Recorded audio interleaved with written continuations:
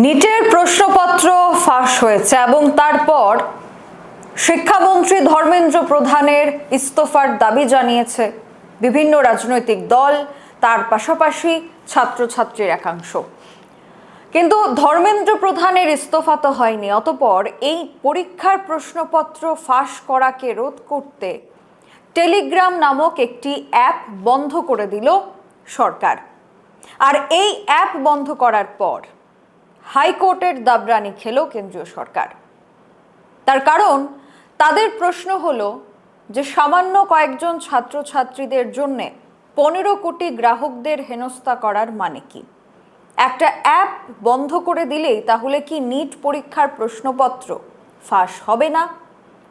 শুধুমাত্র নিট পরীক্ষাই নয়, এর আগেও যে বিভিন্ন কম্পিটিটিভ পরীক্ষার প্রশ্নপত্র ফাঁস হয়েছিল, সেই প্রশ্নপত্র ফাঁস হওয়া কি তাহলে শুধুমাত্র একটা অ্যাপের গাফিলতি ছিল, নাকি পুরো সিস্টেমের দুর্নীতি ছিল?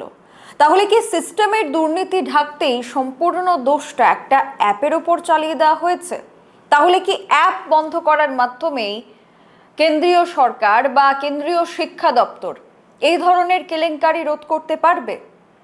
আগামী 21শে জুন আবারও পরীক্ষা হবে, আবারও সেই ছাত্রছাত্রীরা তাদের ভাগ্য নির্ধারণ করতে পরীক্ষায় বসবে, যদিও বা তাদের কোনো দোষ ছিল না। কিন্তু প্রশ্ন একটাই, যে এই রিনিট হওয়ার আগে কতজন দোষীরা শাস্তি পেল?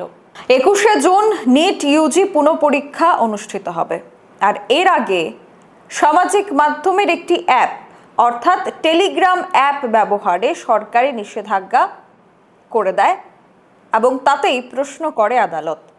দিল্লি হাইকোর্ট এই মামলায় রায় অপেক্ষমান রেখেছে।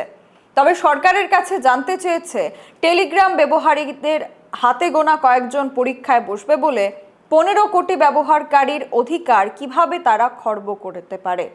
কেন্দ্রীয় সরকার নেট ইউজি পুনঃপরীক্ষার আগে টেলিগ্রাম সাময়িককাল বন্ধ রাখার সিদ্ধান্ত নিলে টেলিগ্রাম কর্তৃপক্ষ আদালতে যায়।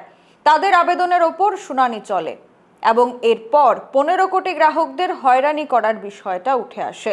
তাহলে কি অ্যাপ বন্ধ করলেই দুর্নীতি আটকাতে পারবে সরকার? Bureau report, social Bangla. এখনকার মতো সংবাদ এখানেই শেষ করছি। পরবর্তী খবরাখবরের জন্য চোখ রাখুন সোশ্যাল বাংলার পর্দায়। নমস্কার। Step into a place full of new ideas and opportunities at Techno India University Tripura, where you learn, grow and build your future. A place that truly helps your dreams become a reality.